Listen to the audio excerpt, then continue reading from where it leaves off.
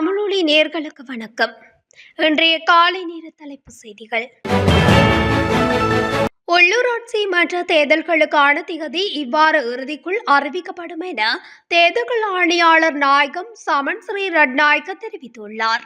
அத்துடன் உள்ளூராட்சி மன்ற தேர்தலை மிக விரைவில் நடத்த நடவடிக்கை எடுக்கப்படும் என தேர்தல்கள் ஆணைக்குழுவின் தலைவர் ஆர்எம்ஏஎல் ரட்நாயக்க அண்மையில் நடைபெற்ற செய்தியாளர் சந்திப்பில் குறிப்பிட்டார். மேலும் 2023ஆம் ஆண்டு உள்ளூராட்சி மன்ற தேர்தலுக்காக செலுத்தப்பட்ட கட்டுப்பாடத்தை விரைவில் திருப்பி செலுத்த நடவடிக்கை எடுக்குமாறு மாவட்ட துணை மற்றும் உதவி தேர்தல் ஆணையாளர்களுக்கு தேர்தல் ஆணைக்குழு அறிவுறுத்தியுள்ளது. இதேவேளை உள்ளூராட்சி மன்ற தேர்தல் எதிர்வரும் ஏப்ரல் 20 முதல் 30ஆம் தேதி கிடைப்பட்ட காலத்தில் நடைபெறும் என கொழும்பு ஊடகம் ஒன்று அண்மையில் தெரிவித்துள்ளது. எரிபொருள் நிரப்பு நிலையங்களில் தற்போதுள்ள எரிபொருள் இருப்பு இன்று காலை வரை மட்டுமே இருக்கும் என்ற எரிபொருள் விநியோகஸ்தர்களின் கூற்றுக்களை இலங்கை பெட்ரோலிய கூட்டுத்தாபனம் மறுத்துள்ளது. நாடு முழுவதும் நேற்று 1581 ஓர்டர்கள் பெறப்பட்டுள்ளதாலும் நேற்று ஞாயிற்றுக்கிழமை என்றாலும் எரிபொருள் விநியோகிக்கப்படுவதாலும் எரிபொருள் பற்றாக்குறை இருக்காது என கூட்டுத்தாபனத்தின் தவிசாளர் டிஜே ராஜகருணா தெரிவித்திருந்தார். நேற்றைய தினம் ஓர்டர்கள் செய்யப்பட்டவை இன்றைய தேவைகளுக்காக என்றும் விநியோகஸ்தர்கள் கூறுவது போல் இன்று எரிபொருள் பற்றாக்குறை ஏற்பட எந்த காரணமும் இல்லை என்றும் அவர் செய்தியாளர்களிடம் குறிப்பிட்டுள்ளார். அத்தோடு நாட்டில் 3 வாரங்களுக்கு போதுமான எரிபொருள் இருப்பு உள்ளதாகவும் ஆகஸ்ட் மாதம் வரை ஏற்கனவே ஓர்டர்கள் வழங்கப்பட்டுள்ளதாகவும் தவிசாளர் சுட்டிக்காட்டியுள்ளார். கடந்த 25ஆம் தேதி நுகர்வோர் விவகார அதிகார சபையின் தலைமை அலுவலகத்தில் நுகர்வோர் விவகார அதிகார சபை மற்றும் உற்பத்தி நிறுவனங்களுடன் கலந்துரையாடல் நடைபெற்றது. தொழில்துறை மற்றும் உணவுப் பொருட்களுக்கு பயன்படுத்தப்படும் உயர்தர உப்பை நியாயமான விலையில் சந்தையில் வெளியிடுவதற்கு தேவையான தலையீடுகளை செய்வதே இந்த கலந்துரையாடலின் நோக்கமாகும். சந்தையில் விற்கப்படும் உப்பின் விலைகள் கடந்த காலத்தில் பல்வேறு விலைகளில் உப்பு விற்பனை, பருவகால உப்பு பற்றாக்குறை மற்றும் தொழில்துறை எதிர்கொள்ளும் பிரச்சினைகள் குறித்து அதிகார சபை நடத்திய விலை கணக்கெடுப்புகளின்படி விவாதிக்கப்பட்டது. வெளிநாடுகளில் இருந்து கட்டுநாயக்க விமான நிலையத்துக்கு வரும் பயணிகளை விமானத்தில் இருந்து இறக்கும் ஏணிகளை மாற்ற நடவடிக்கை எடுக்கப்பட்டுள்ளது.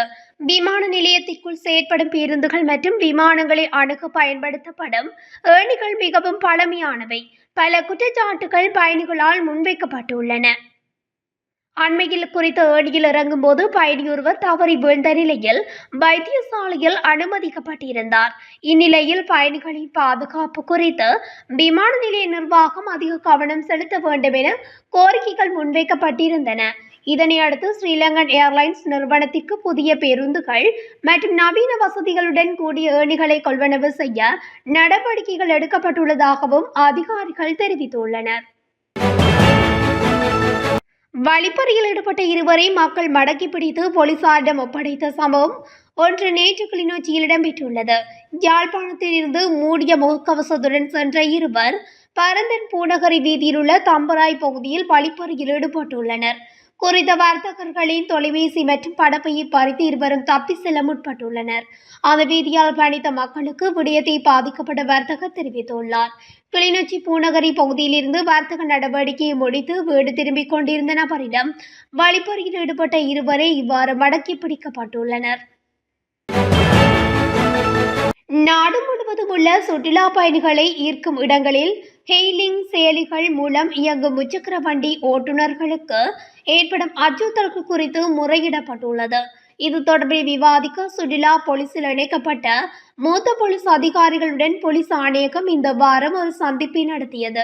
சுற்றுலா பகுதிகளில் செயல்படும் முச்சக்கர வண்டி மாஃபியா உறுப்பினர்களிடமிருந்து அச்சுறுத்தல்களை எதிர்கொள்வதாக பொதுமக்கள் மற்றும் விருந்தக உரிமையாளர்கள் மற்றும் மாணிகள் பொருத்தப்பட்ட முச்சக்கர வண்டிகளை இயக்குபவர்களிடமிருந்து ஆணையகம் முறைப்பாடுகளை பெற்றதை தொடர்ந்து இந்த கூட்டம் கூட்டப்பட்டது.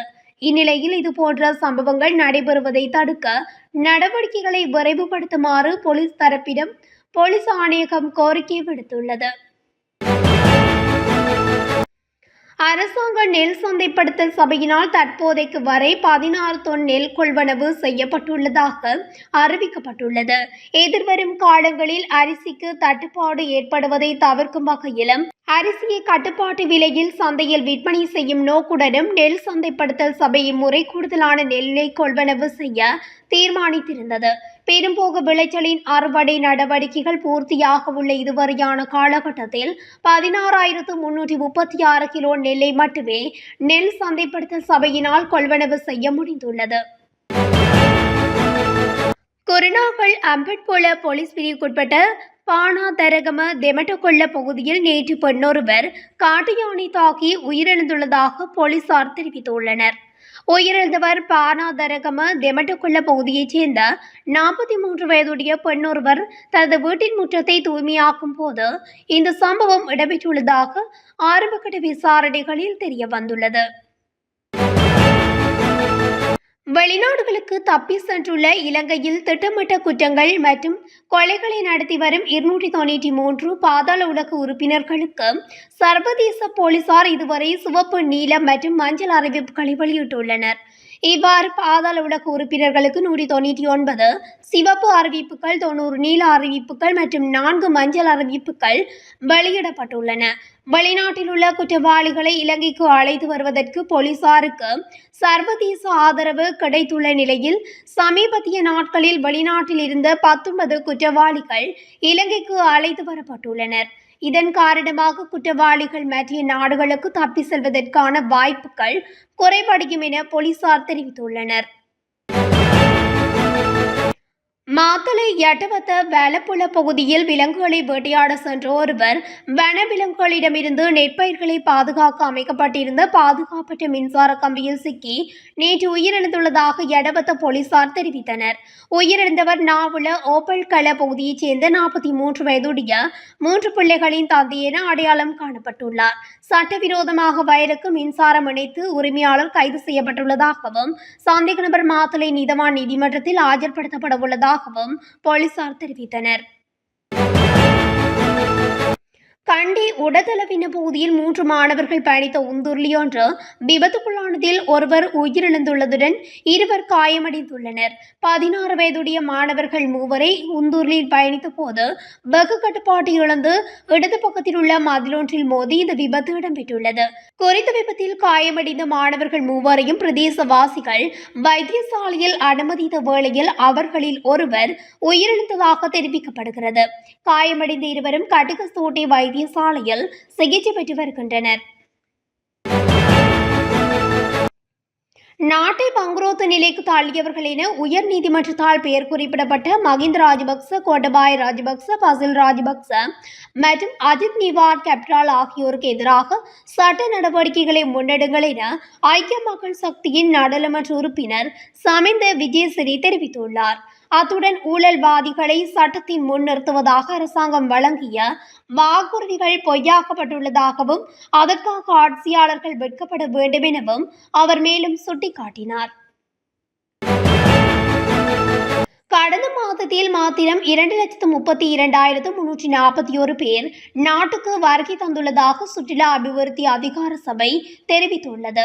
இந்த வருடத்தின் கடந்த மாதம் வரை 4,85,102 பேர் நாட்டுக்கு வருகை தந்துள்ளனர். அவர்களில் இந்தியாவிலிருந்து 34,006 பேரும், ரஷ்யாவிலிருந்து 29,241 பேரும் வருகை தந்துள்ளதாகவும் பிரித்தானியாவிலிருந்து 24,830 பேரும் நாட்டுக்கு வருகை தந்ததாக சுற்றுலா அபிவிருத்தி அதிகார சபை தெரிவித்துள்ளது.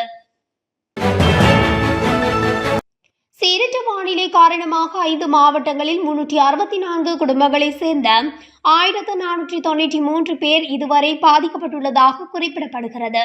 இத்துடன் குறித்த மாவட்டங்களில் 330 வீடுகள் பகுதியளவில் பாதிப்படைந்துள்ளதாக அனர்த்த முகாமைத்துவ நிலையம் தெரிவித்துள்ளது.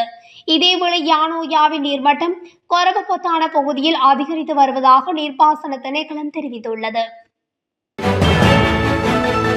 சில மாவட்டங்களுக்கு விடுக்கப்பட்ட மண்சரிவு எச்சரிக்கைகள் மேலும் நீட்டிக்கப்பட்டுள்ளதாக தேசிய கட்டிட ஆராய்ச்சி நிறுவனம் தெரிவித்துள்ளது. இதன்படி நுவரெலியா மற்றும் பதுளை மாவட்டங்களுக்கு விடுக்கப்பட்ட மண்சரிவு முன்னெச்சரிக்கை மேலும் நீடிக்கப்பட்டுள்ளதாக தெரிவிக்கப்பட்டுள்ளது. இதற்கிடையில் தொடர்ந்து பெய்து வரும் கடும் மழை காரணமாக பல முக்கிய நீர்த்தேக்கங்களின் வான்கதவுகளும் திறக்கப்பட்டுள்ளமை குறிப்பிடத்தக்கது. இத்துடன் தமிழொலியின் இன்றைய காலை நேர தலைப்பு செய்திகள் நிறைவடைகின்றன. தொடர்ச்சியாக செய்திகளை அறிந்து கொள்ள தமிழொலி ஊடகத்துடன் இணைந்திருங்கள். நன்றி, வணக்கம்.